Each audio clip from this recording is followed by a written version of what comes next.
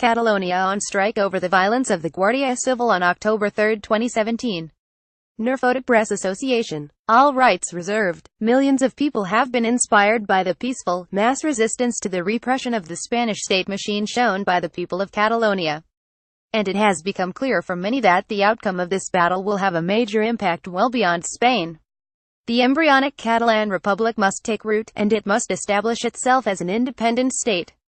But for that to happen, we need to analyze the weaknesses in the situation alongside the inspiration being generated by a courageous movement determined to defend democracy. And unfortunately, there needs to be a short, sharp argument with much of the European left, who have failed to recognize both the immediate and the long-term strategic implications of the Catalan crisis. We must face up to the fact that Catalonia is unlikely to be recognized by any EU member state. The international architecture of European capitalism is ranged against them. This raises fundamental questions for all Democrats in Europe.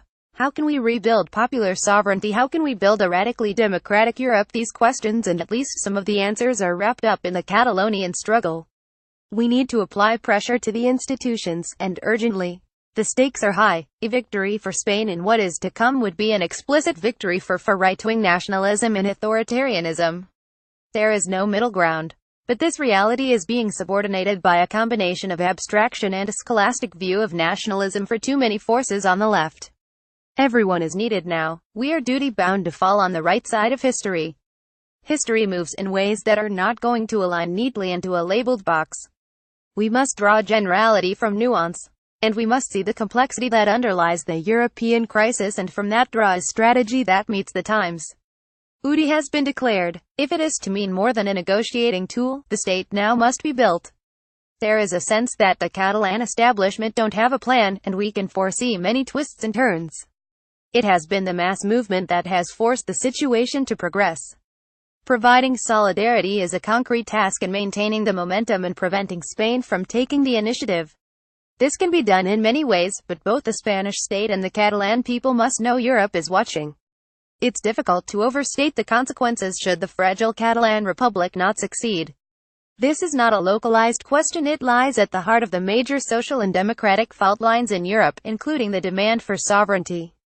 A new form of citizenship must emerge to build a people's Europe. Hope for Europe doesn't lie with Macron, Rajoy or Merkel. It lies with radical democratic movements from below. That is why Catalonia is a bigger crisis for Europe than Brexit, because it challenges the superstructure while at the same time coming from a popular movement. The radical right has sought to dominate questions of sovereignty. The race for the future of Europe is on. In Catalonia there is a chance for an alternative breakthrough, a new phase which the radical left can shape. A new phase that subverts oligarchy and neoliberalism, underpinned by popular mechanisms of control over the economy and in a social development of a Europe based on dignity and unity. The Labour left in the UK argue that a Corbyn government would open a new chapter. Undoubtedly it would, but there is also no doubt that any serious project of the left that doesn't involve radical democratization of unreconstructed empire states will also undermine it.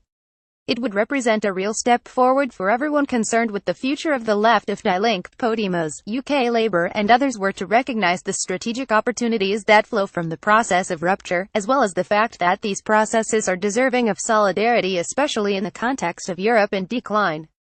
A decline that is only being stymied by elites developing ever narrower fields for the popular will to be exerted. All of this means national questions are therefore a permanent feature of the ongoing crisis, though they will fluctuate. Scotland is not Catalonia, of course. Different histories, different dynamics, different cultures. But they do inhabit the same political moment. The task is to elevate the essence of the situation as striving for democracy, control and justice into a strategy that will chart a new post-imperial framework. And so it is in the interest of the whole of the European left that Catalonia succeeds. There is a huge and historic responsibility on the CUP and the radical left in particular. Why would we not support them with everything we have, and in doing so develop the capacity for a genuinely radical, international left that can challenge not just for a new form of democratic sovereignty, but for a new system?